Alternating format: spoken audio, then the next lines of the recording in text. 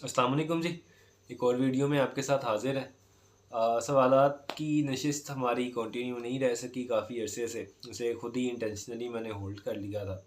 ख़ैर अलबत्ता अभी हमने एक वीडियो अपलोड की, वहाँ उसी हवाले से एक सवाल आया। रिसेंट वीडियो में आपको पहले बता देता हूँ पस मंज़र में, वो ये थी कि आज हम इंसान आज से 5 साल पहले जो हम बिलीव करते थे वो आज हम बिलीव नहीं करते। या हम समझते हैं कि यार तब मेरी सोच ठीक नहीं थी, आज मैं एक बेहतर सोच के साथ ज़िंदगी गुजार रहा हूँ। या 10 साल पहले जो हम करते हैं, लेट्स से अगर आप 25 के हैं तो आपको अपनी टीनेज 15 की एक्टिविटीज़ आज मायूब शायद लगती हों, या आज आप अफ़सोस करते हो कि हमें नहीं करना चाहिए था। दोस्तों इन सब चीज़ों से हमें पता चलता है कि ज़िंदगी मरहलों में इंसान गुजारता है, और ज़हनी सोच और सतह के भी मराहिल हैं। और उम्र के बढ़ने के साथ, तजर्बात के साथ, मैच्योरिटी के आने के साथ इंसान निखरता जाता है, और हीरे से हीरा, बेहतर से बेहतर हीरा बनता जाता है। लेकिन ज़िंदगी के जिस भी आप मरहले में हैं, आज आप जो फ़ैसले ले रहे हैं, जिस तरह आप 10 साल पहले फ़ैसलों पे रिग्रेट करते हैं, या 5 साल पहले आपकी सोच कुछ और थी और इस फ़ेज़ में कुछ और है, तो हाईली लाइकली आपकी आगे भी सोच बदल जाएगी। ये वो थी गुफ्तगू जो हमने लास्ट टाइम पे की थी। इससे मुतल्लिक़ सवाल ये आया है कि ये बहुत बड़ा इशू है, या आजकल का बहुत रनिंग इशू है कि शादी और करियर में से एक चीज़ को लोग सेलेक्ट करते हैं और वर्क लाइफ बैलेंस नहीं मेंटेन कर पाते। अच्छा, ये भी सवाल था कि शादी या करियर ज़्यादा इम्पोर्टेंट क्या चीज़ है? वर्क लाइफ बैलेंस में वर्क और लाइफ क्या चीज़ें हैं? सवालात कुछ इस तरह के थे, और ये सवाल एक लड़की की तरफ से आया, और उन्होंने इस चीज़ को, यानी इस तशवीश को या इस ख़्याल को ज़ाहिर किया कि आजकल बहुत सी लड़कियां हैं कि जो अपनी करियर को परस्यू करना चाहती हैं, और शादी के ऊपर कॉम्प्रोमाइज़ करने को बेहतर ऑप्शन समझती हैं कंपैरेटिवली अपने करियर पे कॉम्प्रोमाइज़ करने को। क्योंकि मैं भी एक हल्के में रहा हूँ ऐसे, और यूनिवर्सिटी का स्टूडेंट भी रहा हूँ, तो मैंने ऐसी सोच को पनपते यूनिवर्सिटी टाइम पे और प्रैक्टिकली भी मैंने बाद में इस चीज़ को ऑब्ज़र्व किया है। तो ये वो चीज़ है कि जो ऐसा नहीं है कि जिससे मैं अनजान हूँ। सबसे पहली तो चीज़ है कि जी वर्क लाइफ़ के ऊपर ही थोड़ा-सा देख लेते हैं कि वर्क क्या है और लाइफ़ क्या है। जब हम वर्क लाइफ़ बैलेंस की भी बात करते हैं, तो what is work? Work is the profession you do. आप डॉक्टर हैं, you work as a doctor. आप इंजीनियर हैं, you work as a an engineer. आप कंसल्टेंट हैं, you work as an consultant. जो भी आपकी डोमेन है, आप उसके हिसाब से वो आपका प्रोफ़ेशन है। When it comes to life, हम कहते हैं वर्क लाइफ बैलेंस। अच्छा, वर्क और लाइफ को दो डिफरेंट वर्ड्स में डिवाइड किया गया है। इसका मतलब कि ये दो डिफरेंट चीज़ें हैं। ज़िंदगी काम नहीं है, ज़िंदगी कुछ और है। तो ज़िंदगी क्या है? ज़िंदगी वो है कि जो काम से निकलने के बाद उस 8-10 घंटे की मुलाजमत के बाद आप गुजारते हैं। अच्छा, वो आप किन में गुजारते हैं? वो आप गुजारते हैं रिश्तों में। चाहे वो आपके माँ बाप हैं, आपके बहन भाई हैं, आपका दोस्ताना है, आपकी बीवी है, आपके बच्चे हैं, कुछ भी है, आप शादीशुदा हैं, गैर शादीशुदा हैं, जो भी रिश्ते हैं वो आप उनमें ज़िंदगी गुजारते हैं। तो इसका मतलब है कि जब हमने ये नहीं कहा कि वर्क प्रोफेशन बैलेंस नहीं, work life balance, it means कि जो रिश्ते हैं इंसान के, वो इंसान की ज़िंदगी है। अच्छा, तो प्रायोरिटी क्या होनी चाहिए, वर्क या लाइफ? आप किस लिए कमाते हैं? अपने घर के लिए कमाते हैं। और अगर घर आपके पास इतने पैसे हों और कि आपकी अगली कई नस्लों तक ज़रूरत ना हो उसकी, ये अलग बात है कि आप अब मज़ीद कमाना चाहें। लेकिन वहाँ पे आप शायद, कई लोग ऐसे सोचेंगे कि यार, ये आज सोचते हैं जॉब करने वाले कि यार अगर मेरे पास होते हैं ना पैसे, या मेरे पास कोई किराए आ रहे होते, मैं कभी भी ये नौकरी ना करता। तो अल्टीमेटली आप नौकरी करने के पीछे यही वजह होती है कि आपने सर्वाइव करना है, अपने फैमिली को फीड करना है, और इस माशरे में बेहतर ज़िंदगी की तरफ आगे बढ़ना है, सहूलियात ज़िंदगी में लेके आनी है। तो कमाना एक मकसद है ज़िंदगी को बेहतर करने के लिए। तो वर्क लाइफ बैलेंस की एक डेफिनेशन ये भी है कि work is necessary to make an improve, to live an improved life. तो आप इसे यहाँ इस तरह भी सोच सकते हैं। अच्छा, दूसरी चीज़ है प्रोफेशन। वर्क लाइफ बैलेंस में देखें, जब दो चीज़ें होती हैं ना, तो उन्हें प्रायोरिटाइज़ करना पड़ता है। मेरी तबीयत थोड़ी सी ख़राब है, लेकिन क्योंकि मैं अगले 2-3 दिन शहर में नहीं हूँ, मैंने आउट ऑफ स्टेशन जाना है, तो वीडियो बनाना मुश्किल होगा, इसलिए मैं रिकॉर्डिंग अभी कर रहा हूँ। तो अगर थोड़ा सा आपको आवाज़ में या दिक्कत आए, तो अब मैं माज़रत चाहूँगा उसके लिए। लेकिन अच्छा, हम बात कर रहे थे कि जब दो चीज़ें होती हैं ना, तो वहाँ कहीं न कहीं तरजीहात बनानी पड़ती हैं। जब भी ज़िंदगी में कई दफ़ा ऐसी चीज़ें आती हैं कि दो चीज़ें हम मुकाबला आ जाती हैं, आमने सामने आ जाती हैं, एक मौके पे एक चीज़ सेलेक्ट करनी पड़ती है। ये वो स्टेज होती है लाइफ की जहाँ प्रायोरिटीज़ तरजीहात काम आती हैं। तरजीहात क्या है? काम या ज़िंदगी? वो काम जो ज़िंदगी के लिए किया जाता है या ज़िंदगी काम के लिए जी जाती है? काम ज़िंदगी के लिए किया जाता है, ज़िंदगी काम के लिए नहीं जी जाती। तो बहुत क्लियर है कि important thing is life and what is life. जिस तरह मैंने पहले बताया, the relations you live in, any sort of relation, parents, siblings, wife, बच्चे, दोस्त, फ्रेंड्स, ये सारा उसी के अंदर आ जाते हैं। तो इशू कब आता है? इशू इसलिए आता है, उस वक्त आता है कि जब लैक ऑफ प्रायोरिटीज़ होती हैं लाइफ में, तरजीहात की कमी होती है ज़िंदगी में। तरजीह क्या थी कि आपकी फैमिली सबसे पहले है। अच्छा, अगर रिश्ता कॉम्प्रोमाइज़ हो रहा है, क्योंकि हम पर्टिकुलरली हस्बैंड वाइफ की बात कर रहे हैं, अगर रिश्ता कॉम्प्रोमाइज़ हो रहा है, अगर औलाद कॉम्प्रोमाइज़ हो रही है, अगर रिस्पॉन्सिबिलिटीज़ कॉम्प्रोमाइज़ हो रही हैं, अगर डिस्प्यूट्स पैदा हो रहे हैं। अच्छा चलें, अब मैं आपसे पूछता हूँ कि क्या होना चाहिए? जॉब या उस लाइफ को सिक्योर करना चाहिए या जॉब को सिक्योर करना चाहिए? Definitely priority is life and life is with the relations we live in. हमारा इशू ये है, आज की ख़वातीन के बारे से जो सवाल हुआ, वो प्रायोरिटाइज़ नहीं कर सकें ज़िंदगी में चीज़ों को, वो उस बैलेंस को नहीं समझ सकें। अच्छा, क्यों नहीं समझ सकें? सबसे पहली चीज़ है कि जॉब आपको सिक्योरिटी देते हैं, फाइनेंशियल सिक्योरिटी। और एक एज होती है कि जहाँ आपको लग रहा होता है कि यार पैसा इज़ एवरीथिंग, पैसा है मेरे पास तो मैं खुशी ख़रीद लूँगा। अच्छा, यही आप जब 35 के हो जाएंगे ना, यू विल रियलाइज़ कि पैसे से सहूलियात आती हैं, खुशी नहीं आती। हर खुशी पैसे से नहीं ख़रीदी जा सकती। हाँ, सहूलियात से आसानी आएगी ज़िंदगी में, लेकिन खुशी कहीं ना कहीं आपकी अधूरी रह जाएगी। ये जो 25 साल की उम्र है ना, अमूमी तौर पे अल्लाह सबके माँ बाप को ज़िंदगी दे, माँ बाप मौजूद होते हैं, बहन भाई इर्द गिर्द होते हैं, कई अनमेरिड होते हैं, चलो कोई एक दो मैरिड होंगे, बाकी अनमेरिड होंगे, या एक मैरिड है बाकी अनमेरिड है। उस टाइम की ज़िंदगी बहुत फ़र्क होती है। लेकिन आप इस चीज़ को देखें कि एक लड़की इस चीज़ को रियलाइज़ करे कि कल को उसके भाइयों की शादी हो गई या बाकी बहनों की उसकी शादी हो गई, वो अकेली रह जाती है। माँ बाप सारी ज़िंदगी के लिए तो किसी के साथ नहीं रहते, या ज़िंदगी में माँ बाप औलाद का जनाजा उठा लेते हैं या औलाद अपनी ज़िंदगी में माँ बाप का उठा लेती है। लेकिन जनरली, प्रिंसिपली अगर हम देखें, प्रिंसिपली तो नहीं हम कह सकते, लेकिन हम जनरली अगर देखें तो माँ बाप क्योंकि बुज़ुर्ग हैं, बूढ़े हैं, तो उन्होंने दुनिया से आमतौर पे वो पहले जाते हैं। तो एक वक्त आता है कि जब माँ बाप भी साथ छोड़ जाते हैं। अच्छा, माँ बाप साथ छोड़ के बाकी बहनें अपनी ज़िंदगी में हैं, और भाई जो हैं वो अपनी ज़िंदगी में हैं, भाभी पसंद नहीं करती क्योंकि नंद है, तो क्या बनेगा?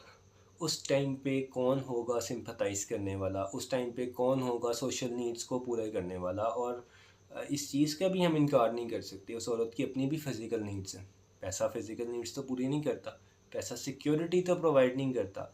वहाँ कौन होगा जो उसके साथ ज़िंदगी गुजारेगा? कहते हैं ना कि अकेला तो दरख्त भी नहीं रह सकता, तो दरख्त को भी कोई दूसरा दरख्त चाहिए होता है, वरना वो भी मुरझा जाता है। तो इंसान जिसे सोशल बीइंग कहते हैं, एक टाइम आएगा, मैं बहुत बेसिक्स बात कर रहा हूँ, मैं इसे कॉम्प्लिकेट नहीं कर रहा किसी टर्म्स के साथ, बात बहुत पर्सपेक्टिव में की जा सकती है, लेकिन जितनी सादी अल्फाज में समझा दी जाए ना, उतनी बेहतर होती है बात। अच्छा, उस टाइम क्या होगा? तो ये जो 25 साल का फ़ैसला है ना, जिस तरह आज आप 10 साल पुराने फ़ैसलों को अच्छा नहीं समझते, 5 साल पहले फ़ैसलों को गलत समझते हैं और आज भी आप रिग्रेट करते हैं, लेकिन आप अज़ाला नहीं कर सकते उनका। Sir, there is highly likely कि आपका ये फ़ैसला भी गलत निकले। कोई भी लड़की है, एक्स वाई ज़ेड, उसका ये फ़ैसला शादी ना करने का उसके लिए कितना कॉम्प्लिकेशनल हो सकता है, ये जिस टाइम पे उसे रियलाइज़ होगा, तब भाई अपनी ज़िंदगी में, माँ बाप दुनिया से जा चुके होंगे, बाकी बहनों के अपने बच्चे होंगे, अपना घर होगा।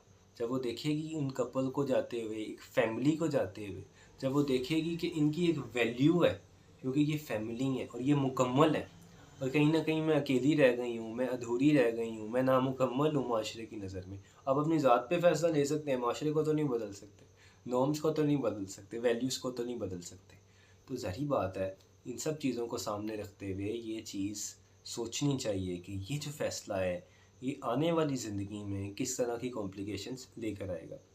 रिलीजियसली अब इस चीज़ को देख लेते हैं।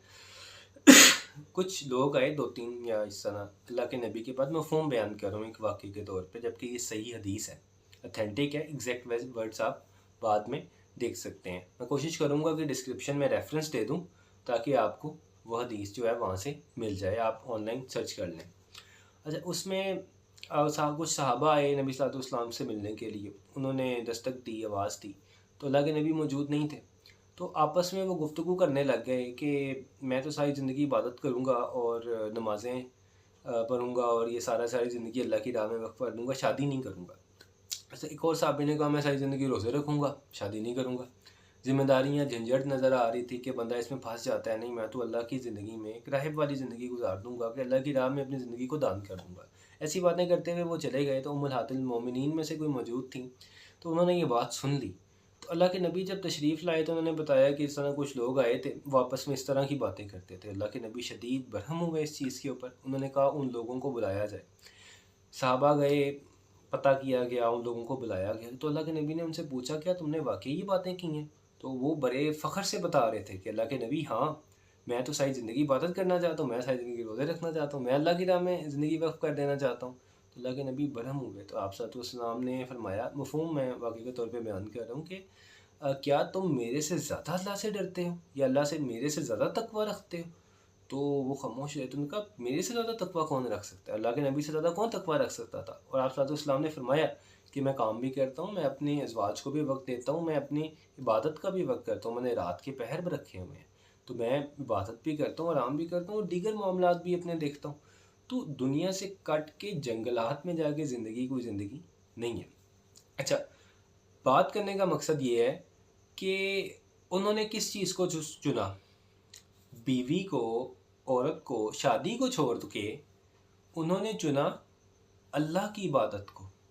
कोई ये दुनियावी गर्ज़ नहीं थी कि मैं दुनियावी तौर पे आज़ाद रहना चाहता हूँ, मैं घूमना फिरना चाहता हूँ, मैं ऐशी करना चाहता हूँ, मैं पैसे कमाना चाहता हूँ, मैं पैसे जोड़ना चाहता हूँ, मैं पैसों के पहाड़ बनाना चाहता हूँ, मैं अखराजात नहीं बढ़ाना चाहता। ऐसा तो कुछ नहीं था।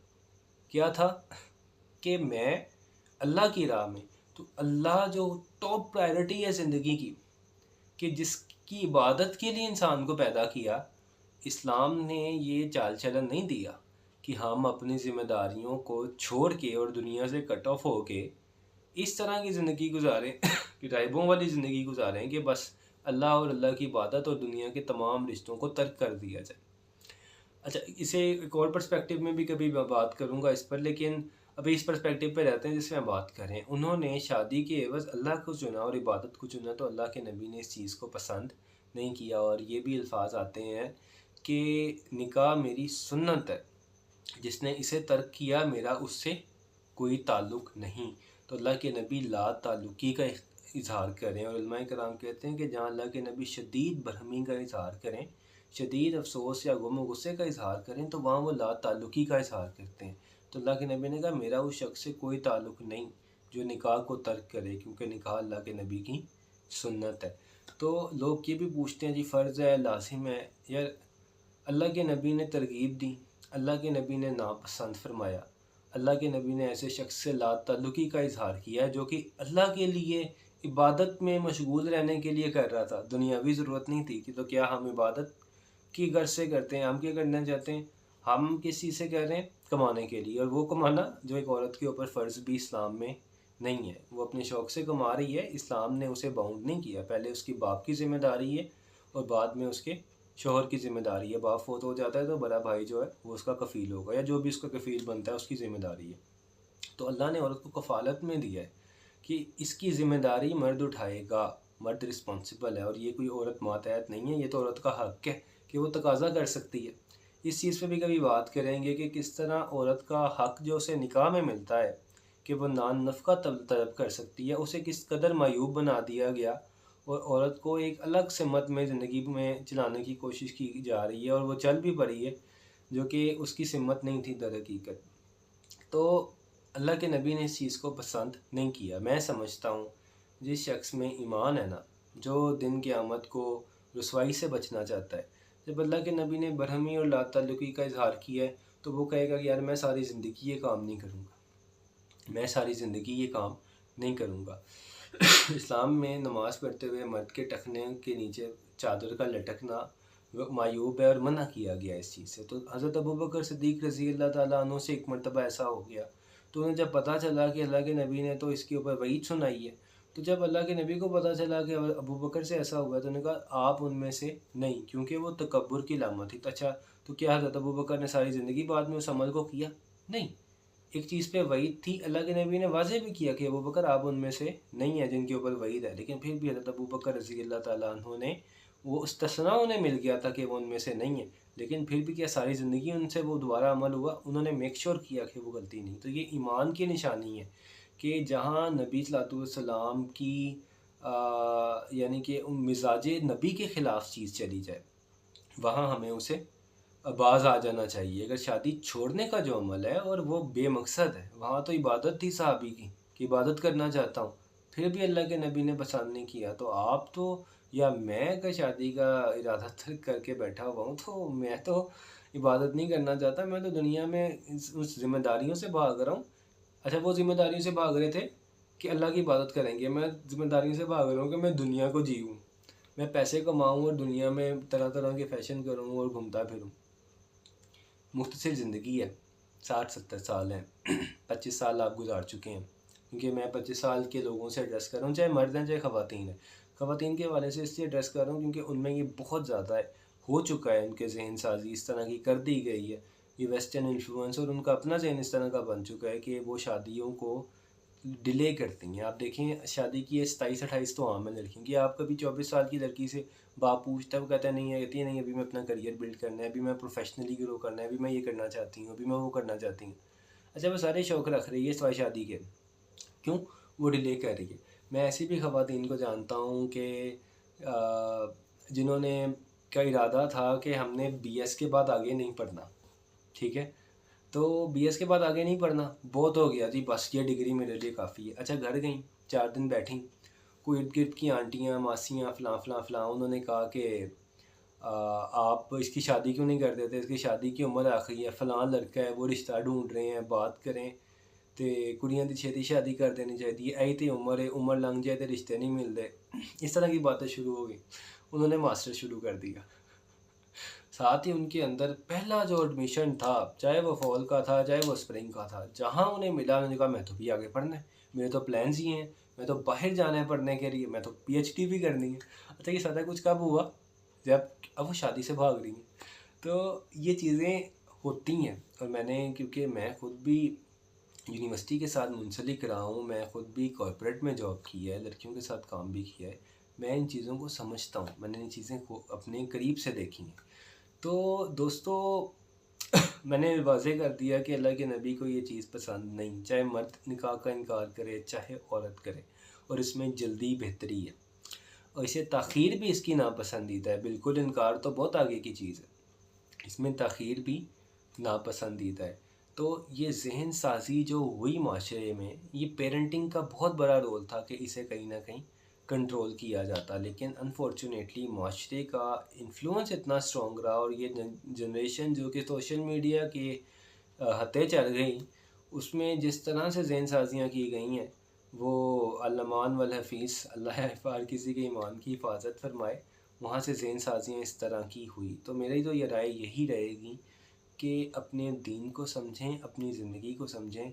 आप आज बैठ के ये डिसीजन ले रही हैं ना कि मैं नहीं करना चाहती शादी, आप 10 साल पुरानी चीज़ों को आज कोसती हैं, 5 साल चीज़ें पहले फ़ैसलों को आज रिग्रेट करती हैं। हाईली लाइकली आप इस डिसीजन को भी करेंगी जब पेरेंट्स नहीं रहेंगे, जब बहन भाई अपनी ज़िंदगी में मसरूफ़ हो जाएंगे, जब वो मुकम्मल और आप नामुकम्मल समझी जाएंगी, जब आपकी उम्र के साथ आप उम्र भी लूज़ करती जाएंगी, आप अपनी लुक्स लूज़ करती जाएंगी, आप अपनी इम्पोर्टेंस लूज़ करती जाएंगी, वर्थ लूज़ करती जाएंगी, माँ बाप के साथ ज़िंदगी, बहन भाइयों की मौजूदगी में ज़िंदगी, और जब सब मसरूफ़ हो जाएं और माँ बाप रुखसत हो जाएं, उस वक्त की ज़िंदगी बहुत मुश्किल है।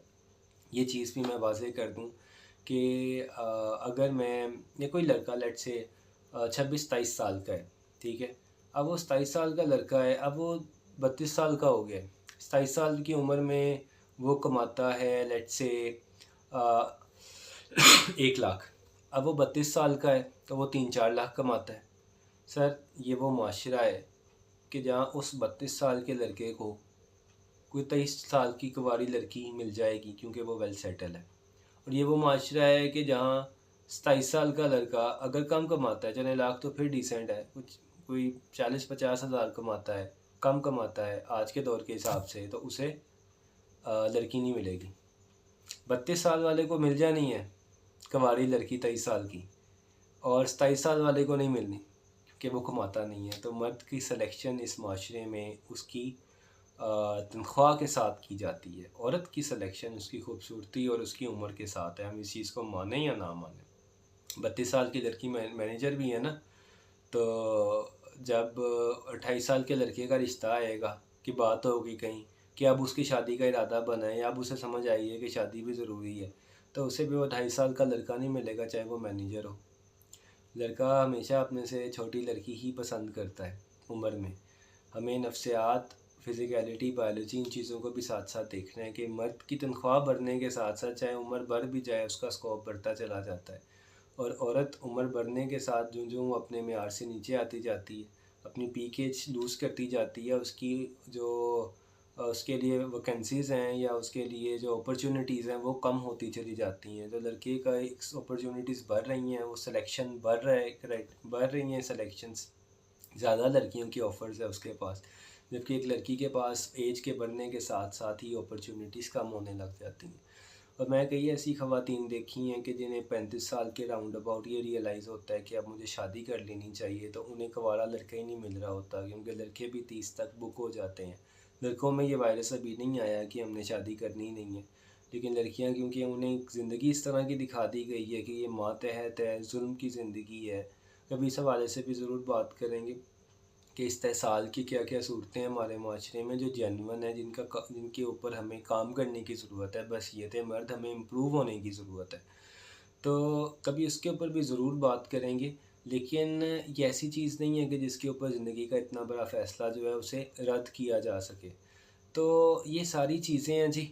आज के फ़ैसले कल आपके लिए रोने का बाइस ना बन जाएँ, पशेमानी का बाइस ना बन जाएँ, रिग्रेट ना बन जाएँ। तो इसके लिए ज़रूरी है कि आज हम वो फ़ैसले मुस्बत लें, या आज सोसाइटी या रिलीजन की नॉर्म्स को हवा में ना उड़ा दें कि हम खुद को इतना बासलाहियत मान लें कि चीज़ों को हवा में उड़ा दिया जाए।